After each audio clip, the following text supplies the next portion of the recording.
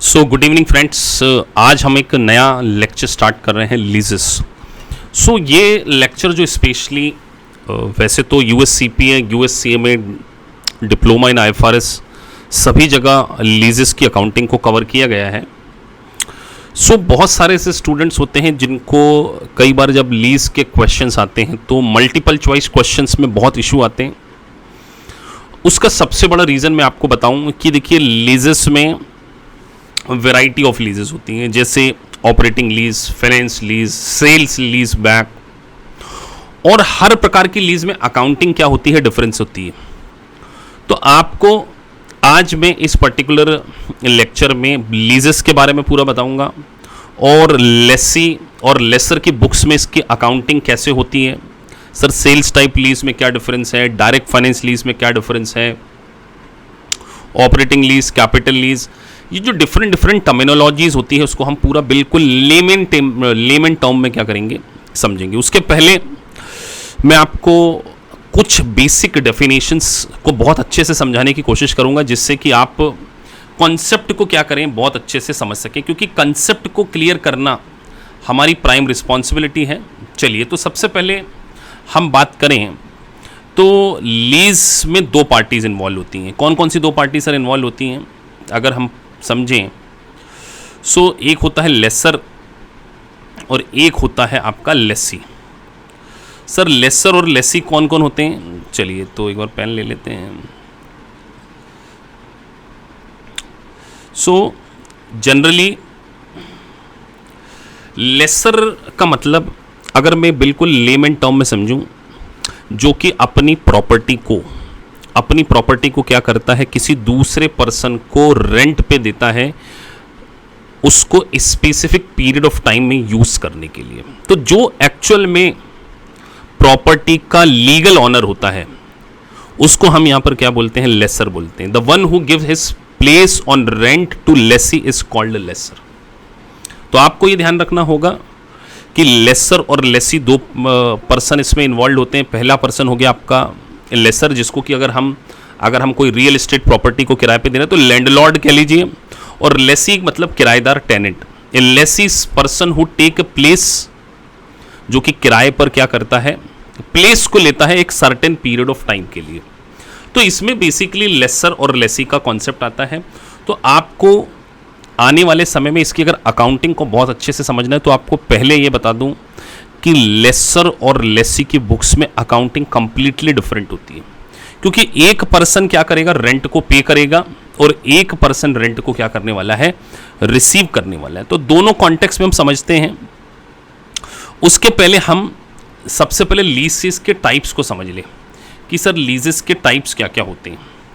तो basically lease को जो क्लासिफिकेशन किया गया है वो उसके नेचर के बेसिस में दो कैटेगरी में क्लासिफाई किया गया है। एक है आपका ऑपरेटिंग लीज और दूसरा आपका है फाइनेंस लीज।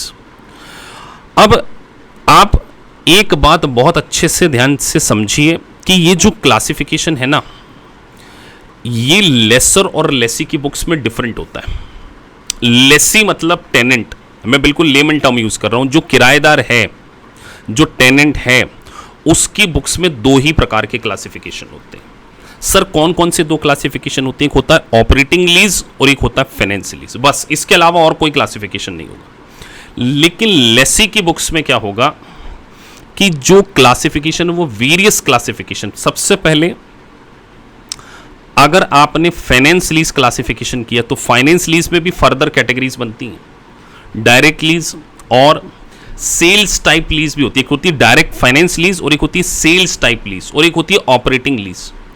तो ये आपको डिफरेंट टर्मिनोलॉजीज को क्या करना पड़ेगा, समझना पड़ेगा। और एक लीवरेजेस लीज होती है जिसमें कि एक लेसर किसी लेसी को कोई प्रॉपर्टी को फाइनेंस करता है, लेकिन अल्टीमेटली उसका पेमेंट क्या होता है, जो फाइनेंसिंग कंपनी है वो लेसी से ना रिकवर करते हुए क्या करती है, लेसर से रिकवर करती है।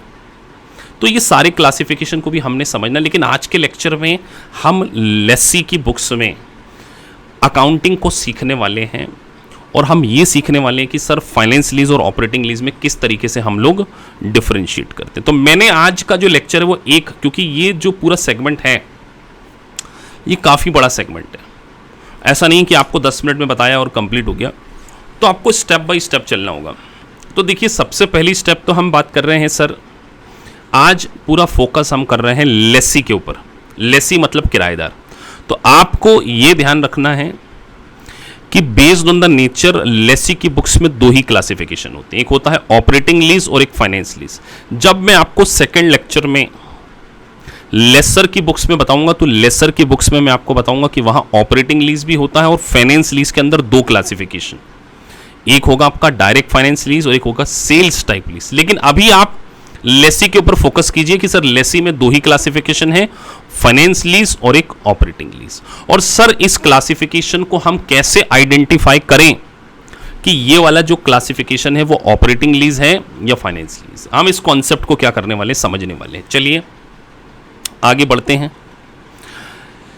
तो finance lease versus operating lease के लिए एक कॉन्सेप्ट के सामने आपको एक स्लाइड बना के मैंने दी हुई है। ये स्लाइड को समझना बहुत ज़रूरी है, तभी आप क्या कर पाएंगे, कॉन्सेप्ट को थोड़ा और भी बेटर तरीके से समझ पाएंगे। तो मैं थोड़ा सा साइज भी मैंने बढ़ा दिया है। अब देखिए, आपको कुछ कंडीशन यहां पे दी गई है। आपके सामने 5 कंडीशन लिखी हुई हैं। इन 5 कंडीशन को हम एक एक करके क्या करने वाले हैं, समझने वाले हैं। चलिए सर, सबसे पहली कंडीशन बोलती है ट्रांसफर ऑफ ऑनरशिप। किसके ऊपर फोकस है? Transfer of ownership. अगर मान के चलिए लेसर और लेसी के बीच में एक अग्रीमेंट होता है, मान के चलिए एक एरोप्लेन एजेंसी, एक एरोप्लेन हम को लीज पे लेते हैं, लेट से 10 साल के लिए हम एक एरोप्लेन को क्या करते हैं, लीज पे लेते हैं। और उस लीज अग्रीमेंट में इस बात को मेंशन कर दिया जाता है कि आज से 10 साल बाद आप जो भी किराया दे रहे हो वो तो आप हर साल रेगुलर मंथली आपने किराया देना ही देना है, लेकिन आज से 10 साल बाद इस प्रॉपर्टी की जो ऑनरशिप है वो लेसर से किसको ट्रांसफर हो जाएगी, लेसी को। अगर ये कंडीशन है, मतलब आपको ये ध्यान रखना है, ये 5 कंडीशन है, ये 5 कंडीशन। इन 5 कंडीशन में से पहली कंडीशन है कि अगर ऑनरशिप ट्रांसफर हो जाए, ऐसा क्लॉज हो कि लीज के एंड पर ऑनरशिप अगर ट्रांसफर हो जाती है फ्रॉम लेसर टू लेसी, तो इस प्रकार की लीज को हम फाइनेंस लीज मानते हैं।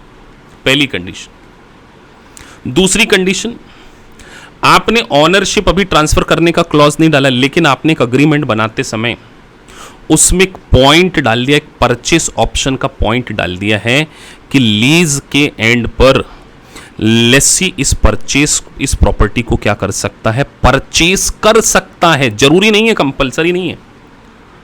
इस जैसे 10 साल बाद जब वो एयरप्लेन हम पूरा यूज कर लेंगे तो हम उस एरोप्लेन को क्या कर सकते हैं, खरीद सकते हैं। इस बात का क्लॉज आज डाल दिया गया। और नीचे एक लाइन लिखी हुई है, it is reasonably certain to exercise. Reasonably certain to exercise का मतलब कि लेसी उस ऑप्शन को 100% मतलब रीजनेबली क्या कर लेगा, एक्सरसाइज कर लेगा, ऑप्ट कर लेगा।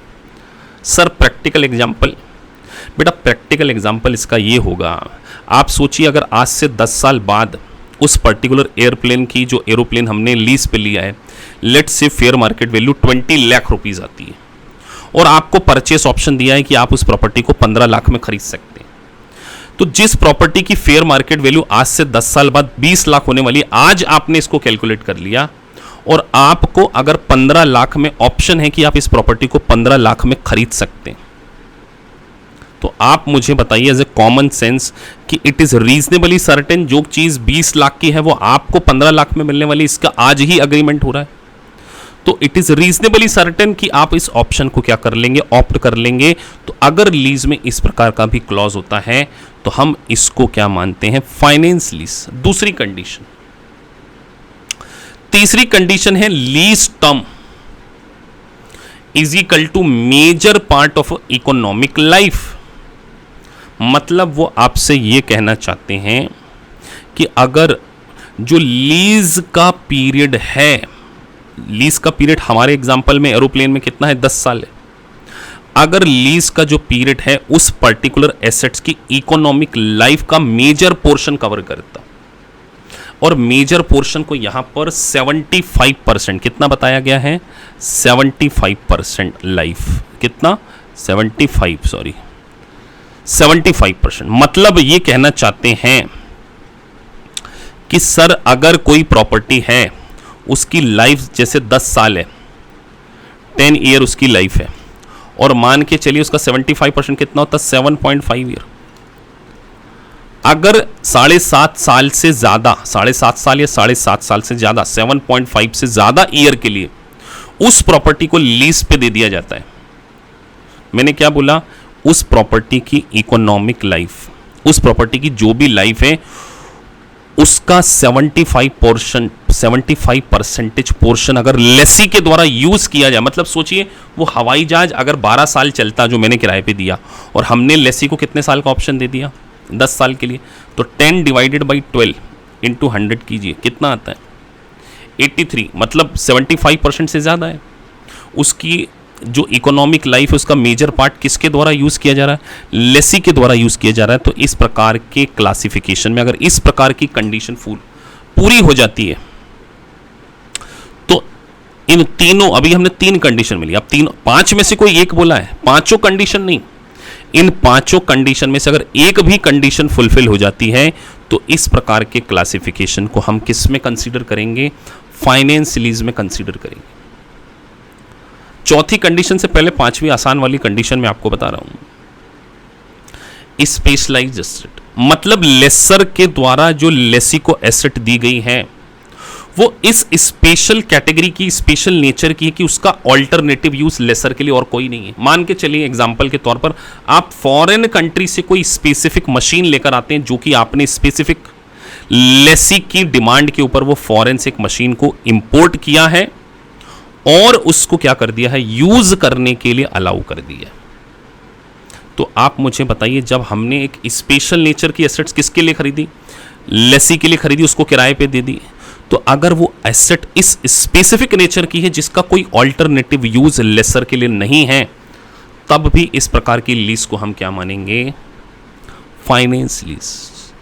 तो 5वीं कंडीशन, इन 5 में से एक भी कंडीशन फुलफिल हो गई तो उस लीज का क्लासिफिकेशन क्या होता, फाइनेंस लीज। सर 5वीं कंडीशन पर आते हैं जो कि यहां पे चौथे नंबर पे लिखी है, ये क्या बोल रहे हैं, present value of lease payment equal to और greater than substantially all of the fair value.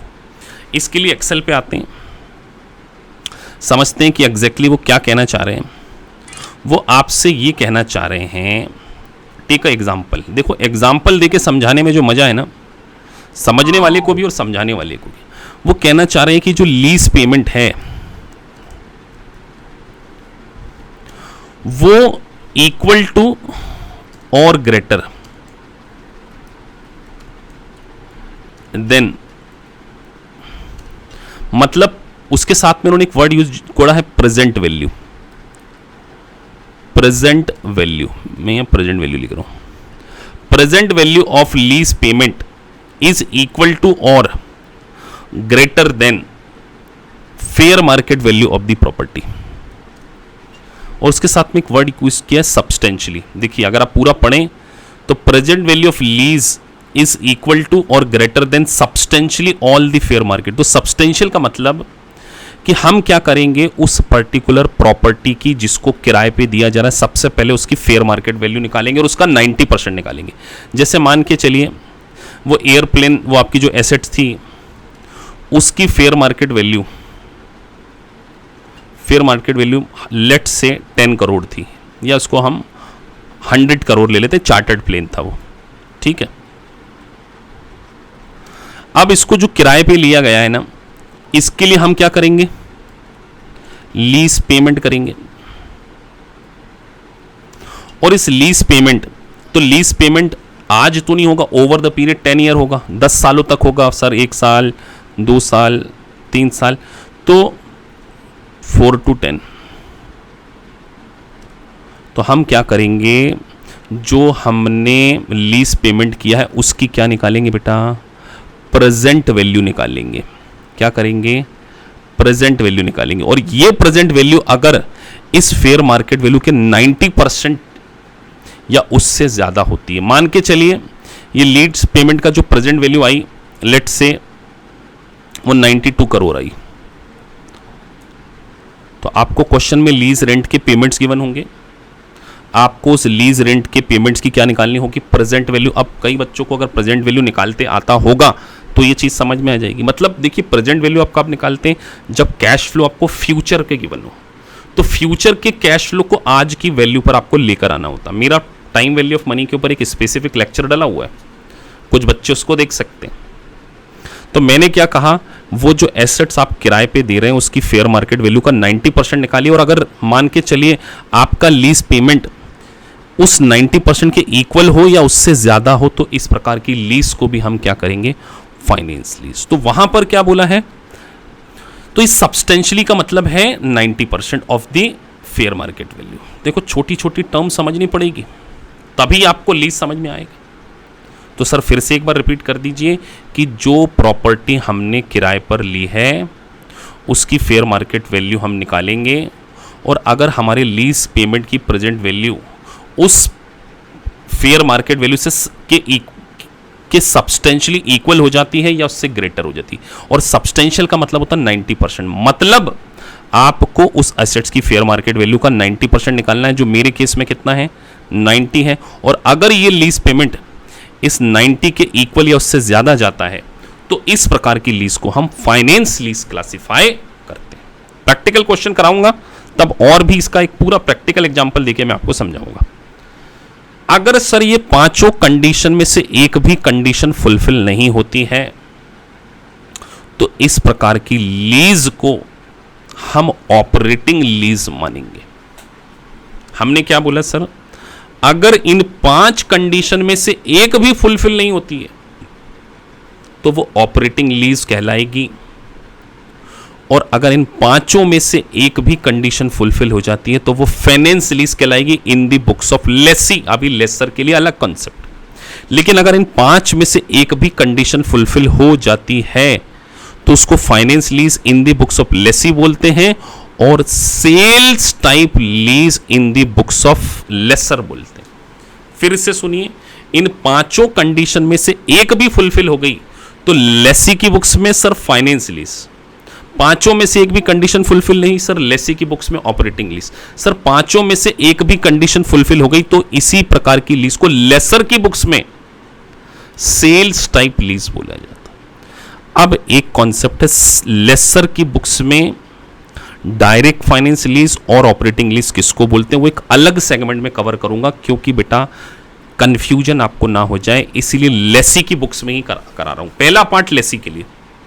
तो सर लेसी की बुक्स में 2 ही क्लासिफिकेशन होते हैं, finance lease and operating lease. ठीक है सर, ये बात समझ में आई। दूसरी बात, आपने एक बार लीज को फाइनेंस और ऑपरेटिंग लीज क्लासिफाई किया, ये केवल लेसी की बुक्स में, तब आपको दोनों लीजेस में अकाउंटिंग कैसे करनी है, अब उसको हम एक एग्जाम्पल के थ्रू समझेंगे। क्या समझेंगे, एक एग्जाम्पल के थ्रू समझेंगे। फिर मैं आपको पूरा यूएस गैप के अकॉर्डिंग भी समझाऊंगा कि हमें उसको कैसे समझना है। चलिए, तो हम सीधे एक्सेल की ओर चलते हैं। चलिए, सो आपके सामने एक क्वेश्चन मैंने ओपन किया हुआ है, accounting in the books of Lesi. तो आज हमें लेसी की बुक्स में अकाउंटिंग को समझना है। तो आपको देखिए, ऑपरेटिंग लीज और फाइनेंस लीज में सबसे पहले मैंने एक वर्ड लिखा है इनिशियल रिकॉर्डिंग। इनिशियल रिकॉर्डिंग और सब्सिक्वेंट अकाउंटिंग में क्या फर्क होता है कि जब आप एक बार प्रॉपर्टी को लीज पे ले लेते हैं तो उस लीज पर लेते समय क्या अकाउंटिंग होगी, और सब्सिक्वेंट अकाउंटिंग का मतलब होता है कि जब आप ग्रेजुअली ओवर द पीरियड क्या करने वाले हैं, पेमेंट करने वाले हैं, तब आपको अकाउंटिंग क्या करनी है। तो सबसे पहले अगर आप एक बात को बहुत अच्छे से समझ लीजिए, बिल्कुल नोट डाउन कर लेना बच्चों।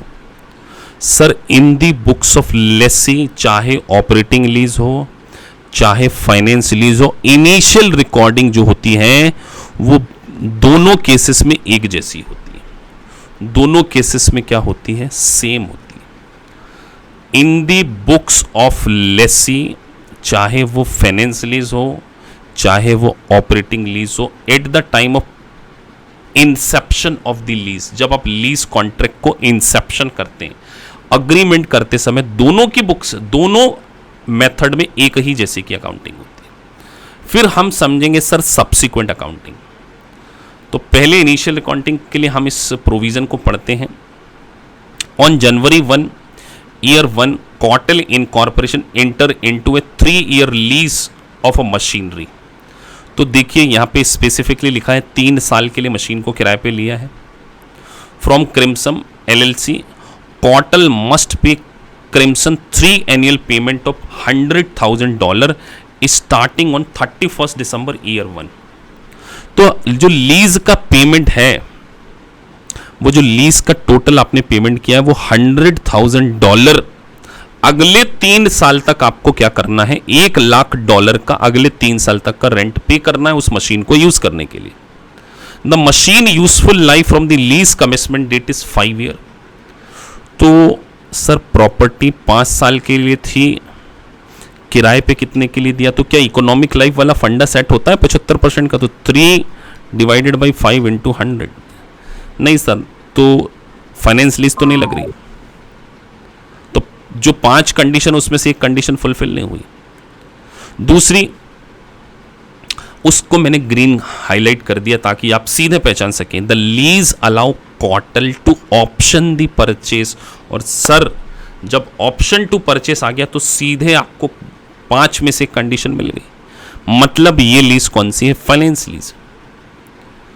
तो ऑप्शन टू परचेस आते से ही हमने क्या समझ लिया कि ये फाइनेंस लीज है। तो अब हमारा पूरा कॉन्सेप्ट फाइनेंस लीज में होगा जनरल एंट्री के रिस्पेक्ट में। तो अब मैं आपको लेसी की बुक्स में फाइनेंस लीज को किस तरीके से रिकॉर्ड करते हैं ये समझाने जा रहा हूं।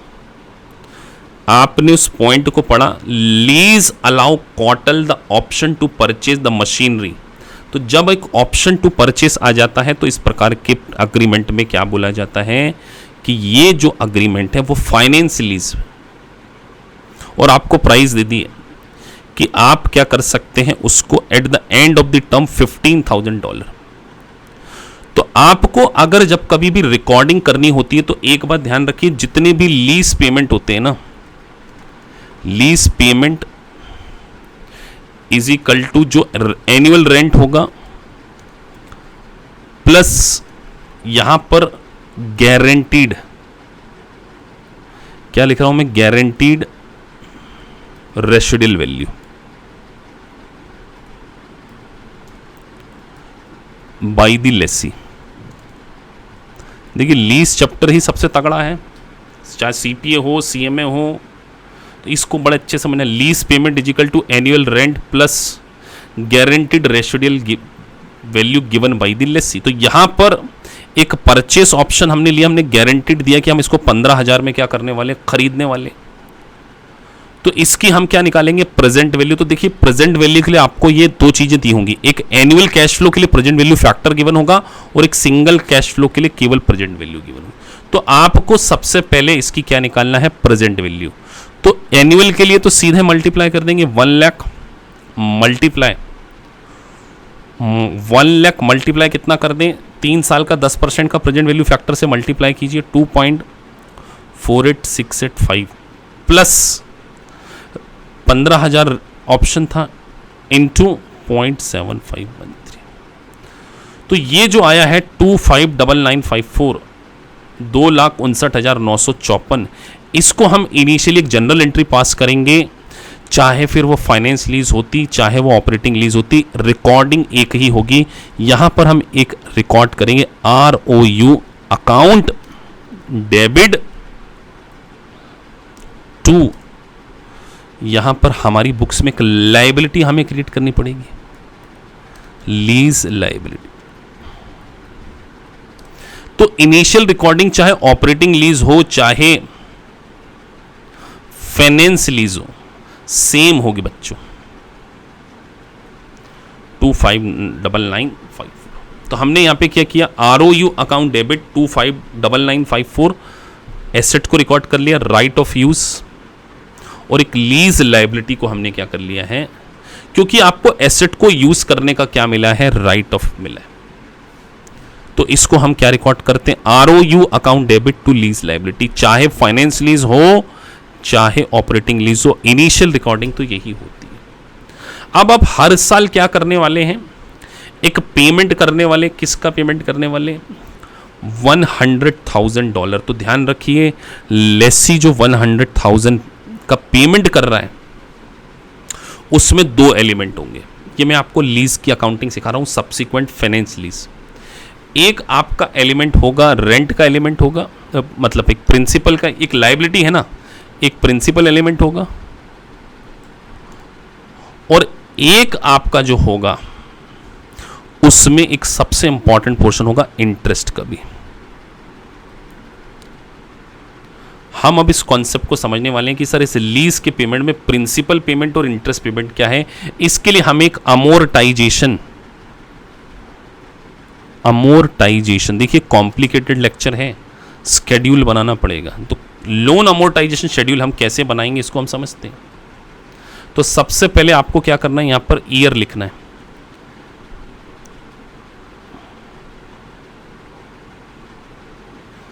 कितना था, 3 साल था। तो 3 साल में सबसे पहले आपको यहां पे लिखना पेमेंट कितना होगा हर साल। सर पेमेंट पहले से डिसाइडेड $100,000, आई गेस $100,000 ही था, हाँ $100,000।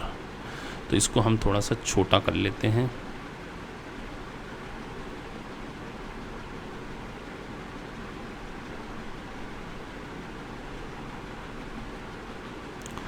तो आप ये ध्यान रखिए कि सर हमें पेमेंट करना है, तो हर साल हम कितना पेमेंट कर रहे हैं, 1-1 लाख का पेमेंट कर रहे हैं। तो यहाँ लिख लिया 1 लाख।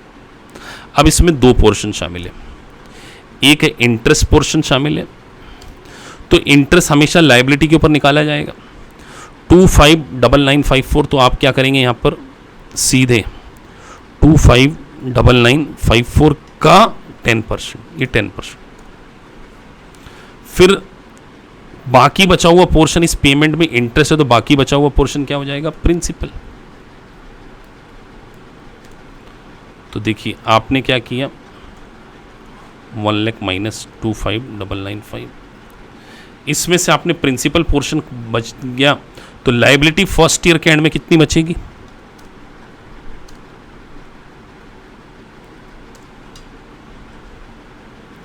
सर 259954 की लायबिलिटी थी, उसमें से 74005 आप क्या करो, लायबिलिटी पोर्शन माइनस करो। अब दूसरे साल इंटरेस्ट का पेमेंट होगा सर, दूसरे साल कितना होगा, तो दूसरे साल 185,949 इंटू क्या करें, कितना परसेंटेज, 10%, ये 10% लगा दें। तो आपको यहां पर 1 लाख माइनस 18595 ये हटा दें, ये प्रिंसिपल। तो सर प्रिंसिपल कितना बचेगा एंड में, तो 185,949 माइनस 81,405। अब तीसरे साल आएंगे, इसके ऊपर क्या लगाएंगे, इंटरेस्ट। तो यहां पर मैं 1 लाख की जगह 1,15,000 लिख दूं, क्योंकि 15,000 हमने वो भी देना है, परचेस ऑप्शन। तो 1,15,000 का मैंने पोर्शन कर दिया। यहाँ मैं लगाऊंगा इंटरेस्ट 104544 इंटू 10, और बाकी पोर्शन क्या चले जाएगा इसमें, यहाँ पर एंड में जो वैल्यू है ना 0 बचाना है। एंड में वैल्यू कितनी बचाना है आपको, 0 बचाना है। तो बाकी अगर हम देखें तो 1,15,000 माइनस 10,454, तो ये देखिए ये 45-46 आ गया, 2 रुपये का फ़र्क है। तो 2 रुपये आप चाहें तो इंटरेस्ट में क्या कर सकते हैं, मर्ज कर सकते हैं। तो ये जो इंटरेस्ट आपका 10,454 आया था, इसको 10,452 लिख दीजिए। बड़े ध्यान से समझना है, कई बच्चे इसमें कंफ्यूज हो जाते हैं। और ये लास्ट में 10,455 मैंने इंटरेस्ट अमाउंट को एडजस्ट करके ये पूरा प्रिंसिपल का पेमेंट कर दिया। तो सर जनरल एंट्री क्या होगी, देखो हमें जनरल एंट्री समझना है फाइनेंस लीज में। तो फाइनेंस लीज में जनरल एंट्री क्या होगी, आपको ये ध्यान रखना होगा कि आपने कैश पेमेंट किया है, तो एक आप डेबिट करेंगे lease liability account debit finance charge, जो आपका इंटरेस्ट एक्सपेंसेस था डेबिट, तो दोनों को आप क्या करेंगे, इस तरीके से अलग कर देंगे। तो यहाँ आपने प्रिंसिपल पोर्शन 7005 और इंटरेस्ट पोर्शन 2599, और इस तरीके से आप टू कैश। तो देखिए सब्सिक्वेंट अकाउंटिंग इस तरीके से। तो ये जो आपने क्या किया है, 1 लाख का पेमेंट किया है, इसको 2 कैटेगरी में हम क्या करते हैं, क्लासिफाई करते हैं। अब फाइनेंस लीज में क्योंकि सब्सटेंस ओवर लीगल फॉर्म के अकॉर्डिंग लेसी की बुक्स में क्या हो जाती है, एसेट्स कैपिटलाइज हो जाती हैं, तो अल्टीमेटली डेप्रीशिएशन जो है यहां पर लेसी के द्वारा कैलकुलेट किया जाएगा। तो डेप्रीशिएशन की एंट्री किसकी बुक्स में होगी, लेसी की, इवन दो इसकी लीगल ऑनरशिप किसके पास है, सर, लेसर के पास, पर डेप्रीशिएशन फाइनेंस लीज में लेसी क्लेम करता है। तो यहां जनरल एंट्री क्या पास करेंगे हम, सर, डेप्रीशिएशन की जगह यहां पर अमोर्टाइजेशन यूज कर लेते हैं कई लोग, depreciation, amortization account debit to ROU कर लीजिए, तो आरओयू कम हो जाएगी, या अल्टीमेटली एक्यूमुलेटेड। ये सारी चीजें बेसिक में हम कवर करते हैं, एक्यूमुलेटेड अमोर्टाइजेशन। तो ये हम सब्सिक्वेंट अकाउंटिंग को समझने की अभी बेसिक कॉन्सेप्ट समझ रहे हैं। अभी पूरा फाइनेंस लीज में हम लाइफ वगैरह सब कुछ डिस्कस करने वाले हैं, लेकिन आपको ये पता होना चाहिए कि इस तरीके से हम लोग प्रिंसिपल और इंटरेस्ट के पोर्शन को, जिसको कि मैंने फाइनेंस चार्ज के नाम से जाना, इस तरीके से क्या किया है, अलग करते हैं। सो आगे बढ़ते हैं, हम ऑपरेटिंग लीज को भी समझते हैं। इसमें 2 मिनट में एक नया एग्जांपल निकालता हूं।